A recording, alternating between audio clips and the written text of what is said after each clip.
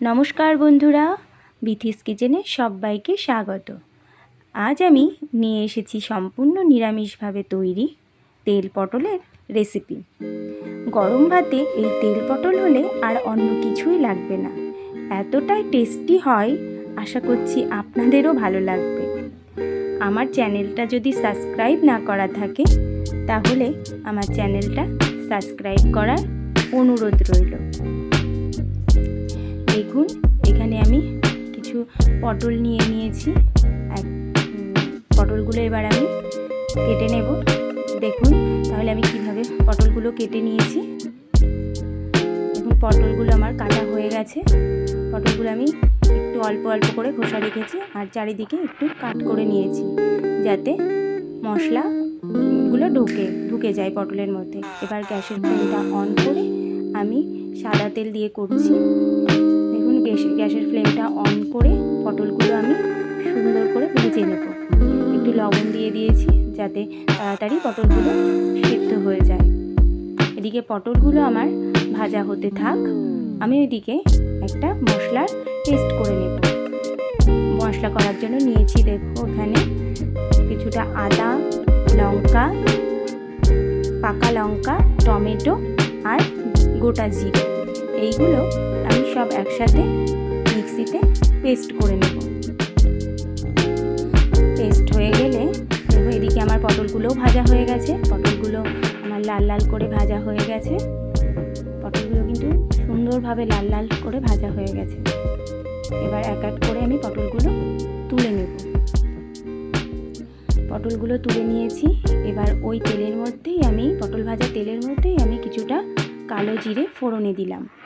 এবার ফোড়নটা ভাজা হলে আমি ওই মশলার যে পেস্টটা করে রেখেছিলাম ওইটা তেলের মধ্যে দিয়ে দিলাম। মশলার পেস্টটা দেওয়ার পরে এবার আমি মশলাটা ভালোভাবে কষিয়ে নেব। দেখুন একটু নেড়ে নিলাম। এই সময় কিন্তু আমি গ্যাসের ফ্লেমটা লোতে রেখেছি। লোতে রেখে আস্তে আস্তে আমি মশলাটা কষাবো। মশলা যত কষানো হবে তরকারির টেস্টও ততটা সুন্দর হবে। দেখুন এবার আমি কিছু গুঁড়ো মশলা ওর মধ্যে অ্যাড করব। ওর মধ্যে দিলাম ধনে গুঁড়ো আর পরিমাণ মতন হলুদ। এবার এইগুলো দিয়ে আমি মশলাটা কষিয়ে নিচ্ছি। দেখুন একটু ভালো করে নেড়ে দিলাম। এবার মশলাটা ভালো করে ভাজা হতে থাক। ওর মধ্যে আমি কিছুটা ভাজা হলে আমি ওর মধ্যে একটু টমেটো সস দিয়ে দিলাম। টমেটো সস দিলে নিরামিষ রান্নায় কিন্তু টেস্টটা সুন্দর হয়, কালারও সুন্দর আসে আর টেস্টটাও ভালো হয়। দেখুন এবার ভালো করে আমি মশলাটা কষিয়ে নেব। মশলাটা কষিয়ে নিয়ে ওর মধ্যে পরিমাণ মতন আমি লবণ দিয়ে দিলাম। লবণ দিলে কি হয়, মশলাটা চারিদিকে ছিটায় না আর সুন্দরভাবে কষানো হয়ে যায়। এবার নিরামিষ রান্না যেহেতু আমি টেস্টের জন্য একটু চিনি দিলাম। নিরামিষ রান্নায় একটু সামান্য চিনি দিলে টেস্টটা ভালো আসে। দেখুন এবার মশলাটা আমার কষানো হয়েই গেছে, তেল ছেড়ে এসছে। এরপরে আমি ওই পটলগুলো দিয়ে দিলাম। এবার পটলগুলো দিয়ে ভালো করে আমি কষিয়ে নেব।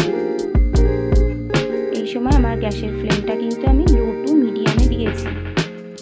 এবার ভালো করে কষিয়ে নিচ্ছি যাতে মশলাগুলো পটলের মধ্যে ঢুকে যায়, মানে পটলটা যাতে টেস্টি হয়।